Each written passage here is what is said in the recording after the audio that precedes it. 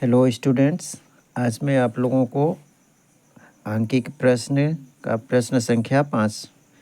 देखिए, प्रश्न संख्या 5 में क्या कह रहा है कि इसमें दो प्रतिरोधों के मान क्रमशः 6 ओम तथा 3 ओम हैं। इनके संयोजन से बनने वाले अधिकतम व न्यूनतम प्रतिरोध की गणना कीजिए। तो हम सबसे पहले इसमें किसका निकालेंगे मान? अधिकतम। फिर उसके बाद किसका निकालेंगे?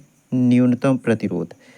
तो चलिए हम सबसे पहले R1 R2 लिख ले रहे हैं। देखिए, इसमें R1 कितना दिया है? 6 ओम। तो यहाँ पे हम लिख देंगे R1 बराबर कितना है? 6 ओम। और R2 बराबर कितना है? 3 ओम है। अब हम इसको क्या करेंगे? अधिकतम प्रतिरोध के लिए। किसके लिए? अधिकतम प्रतिरोध के लिए। तो यहाँ पे लिख देंगे अधिकतम प्रतिरोध के लिए। हम सबसे पहले किसके लिए निकालेंगे? अधिकतम प्रतिरोध के लिए। तो किस क्रम में निकालेंगे? श्रेणी क्रम में। तो यहाँ पे लिख लेंगे श्रेणी क्रम। किस क्रम में? श्रेणी क्रम। तो देखिए, श्रेणी क्रम हमारा कैसे जुड़ेगा, हम यहाँ पे चित्र के माध्यम से यहाँ पे बगल में बता दे रहे हैं। देखिए, श्रेणी क्रम में क्या रहेगा, ये इस तरह से श्रेणी क्रम में हो जाएगा हमारा। तो श्रेणी क्रम में देखिए, ये हमारा होगा 6 ओम और ये कितना होगा? 3 ओम होगा। तो हम श्रेणी क्रम में क्या करेंगे? तुल्य प्रतिरोध निकालेंगे। तो श्रेणी क्रम में हम लिख लेंगे यहाँ पे तुल्य प्रतिरोध। तुल्य प्रतिरोध, तो हम यहाँ पे लिख लिए तुल्य प्रतिरोध। तो तुल्य प्रतिरोध क्या हो जाएगा? यहाँ पे लिख देंगे R डैश बराबर यहाँ पे हो जाएगा R1 प्लस R2। देखिए, ये R1 है और ये क्या है हमारा? R2 है। तो श्रेणी क्रम में जब होता है तो हम क्या करते हैं? इसको जोड़ देते हैं। देखिए, फार्मूला होता है R1 प्लस R2। और भी श्रेणी क्रम में होगा तो हम प्लस करके जोड़ते चले जाएंगे। तो यहाँ पे R1 कितना दिया हुआ है? R1 हमारा कितना है? 6 ओम है। तो यहाँ पे 6 प्लस और ये कितना दिया है? 3 दिया है। तो 6 3 कितना हो गया? ये हो गया हमारा 9 ओम हो गया। अब इसी प्रकार से हम क्या करेंगे? इसी प्रकार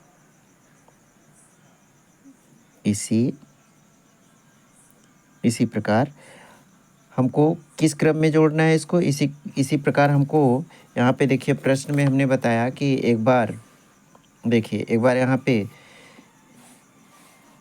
इसको हमको किस में जोड़ना है? एक बार अधिकतम और एक बार न्यूनतम। तो अधिकतम में क्या किए हैं? इसको जोड़ दिए हैं और न्यूनतम प्रतिरोध की गणना कीजिए। तो न्यूनतम में हम क्या करेंगे?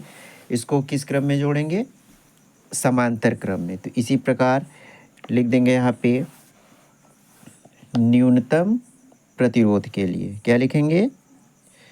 न्यूनतम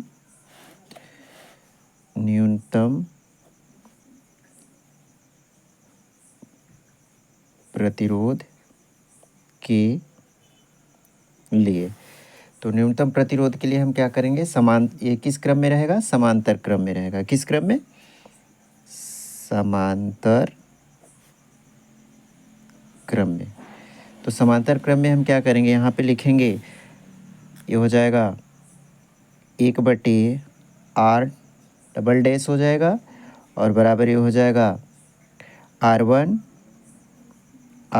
प्लस 1/R1 प्लस 1/R2 हो गया। तो यहाँ पे 1/R डबल डैश यहाँ पे हो गया 1/R1। R1 हमारा कितना है?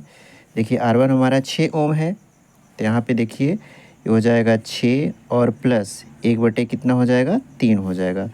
हम क्या करेंगे? इसका लसा ले लेंगे। तो लसा कितना हो जाएगा? 6 हो जाएगा। तो ये हो जाएगा 1 प्लस 3 दूना 6, 2 आया यहाँ पे, 2 1 कम 2 हो गया। यहाँ पे आ गया 1/R डबल डैश। अब ये कितना हो गया? 2 1 कितना हो गया? 3 हो गया। तो यहाँ पे लिखेंगे 1/R डबल डैश बराबर 2 1 3, 3/ कितना हो गया? 6, 3 1 कम 3, 3 दूना 6 हो गया।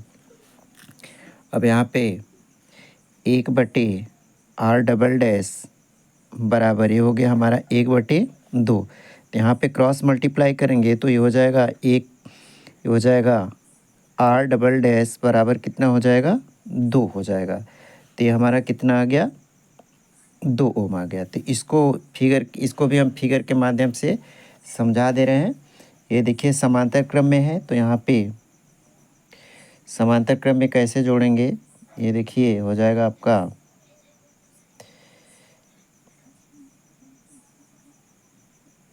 ये हो गया। फिर हम इसको यहाँ पे जोड़ दे रहे हैं, देख लीजिए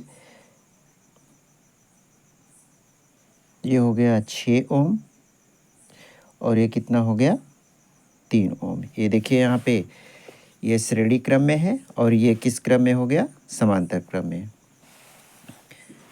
चलिए इस तरह से हमारा मान निकल गया। धन्यवाद।